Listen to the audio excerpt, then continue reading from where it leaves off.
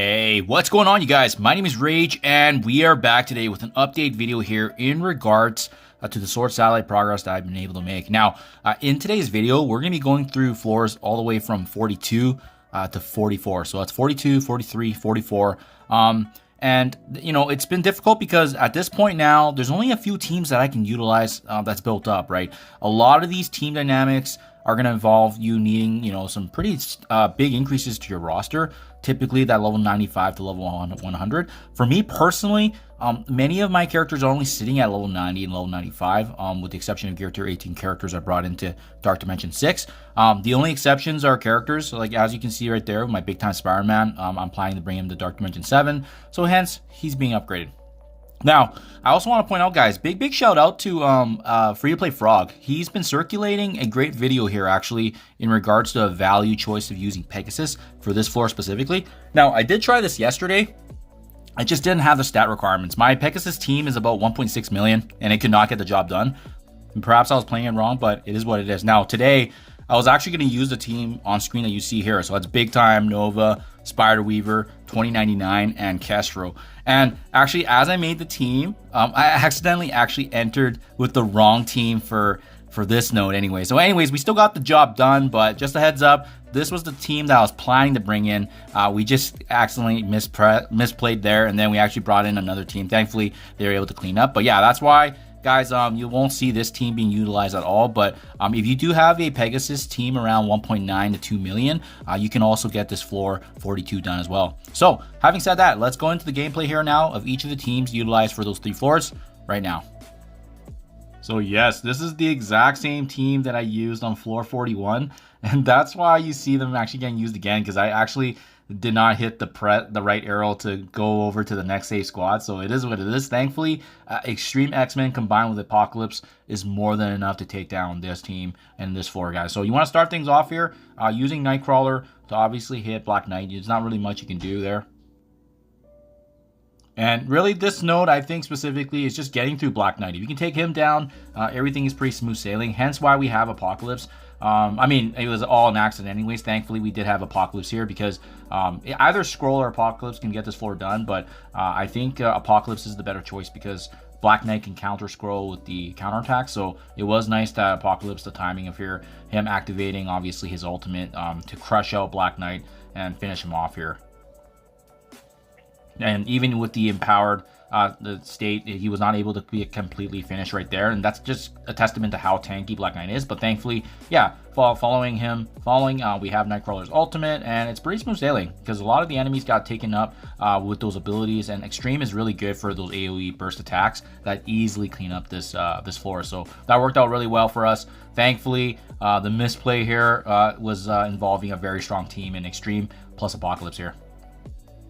Okay, next up, Secret Defenders and Kang. I did not get a chance to use my Secret Defenders because I misplayed again the last time, so it's kind of funny. I'd be up actually on S.W.O.R.D salad right now by 2 or 3 floors if not for these mistakes, but thankfully this is all a practice round for us to document, and for the next running of this event we just gotta be more careful. So Lizard's gonna start things off. He's gonna use his abilities to obviously strip away our buffs. That's okay because Miss Marvel Hardlight is gonna be able to get her her ultimate off anyways. We'll get those buffs back, and it's really about protecting Kang and trying to control Morgan Le Fay so that we can get our abilities off. I recommend slowing down one of the Morgan Le Fays on that right side, and thankfully this team has a lot of crowd controlling aspects, so you can use Robbie's AoE ability block there on the other Morgan, and that's going to put us in a great position. Photon is in here for the damage, but as well as the blind on Iron Patriot, because when Iron Patriot uses his abilities, he's going to completely miss, and that's a great addition, a value add right there.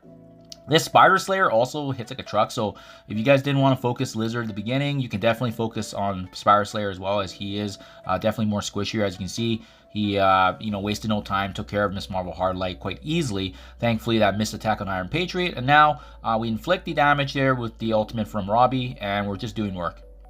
So I do want to point out, guys, at this point, obviously the very main focus here should be the Morgan Le Fay, because once she gets back her special ability, she can heal up, and that's why with each and every one of your abilities, you should be aiming for Morgan if you can. But there was an easy cleanup right there with Iron Patriot that I could not ignore, and I thought for sure this was going to be finished, but it's just a testament to how strong and how tanky these characters are, with most of them having 2 or 3 diamonds in these floor levels, right? So thankfully, at this point, we've cleaned up Spire Slayer. It's just Morgan Le Fay against S3, which is still, you know, it's a good advantage. But if Morgan Le Fay gets the right abilities off, it can be risky. Thankfully, both Robbie and Black Cat have some good crowd controlling. So once you get that back up, it's smooth sailing right there. So you can see here, she's still doing work. She can still do some good damage. We got the special off to finally stun her and finally clean up and finish her off there.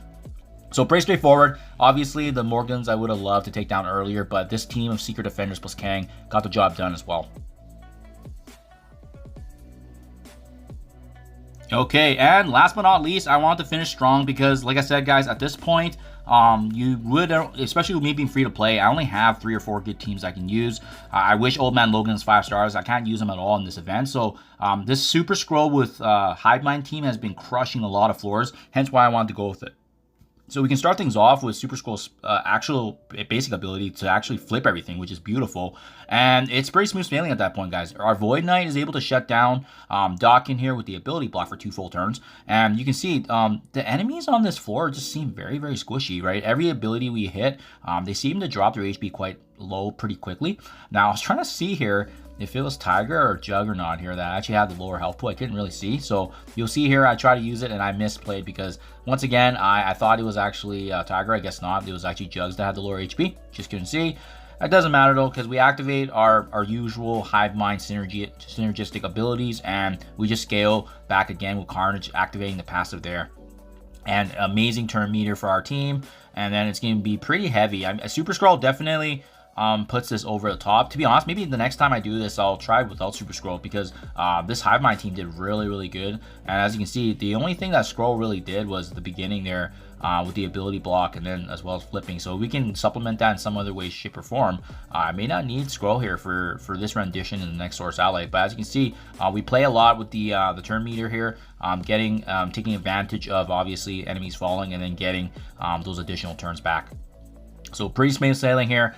Easy floor here. But again, guys, that's it for today because, again, I'm just using 2 or 3 teams now to move up slowly up these rankings. We made some mistakes along the way. Hopefully by tomorrow, which is the last day, maybe we can get to floor 47 or 48. But regardless, I think we're going to be very, very ready to take on the majority of these floors the next time S.W.O.R.D comes back. So right now, at the time of recording anyways, when I checked the leaderboards, I was already in the top 1500. So great to see what the future is going to look like for this event.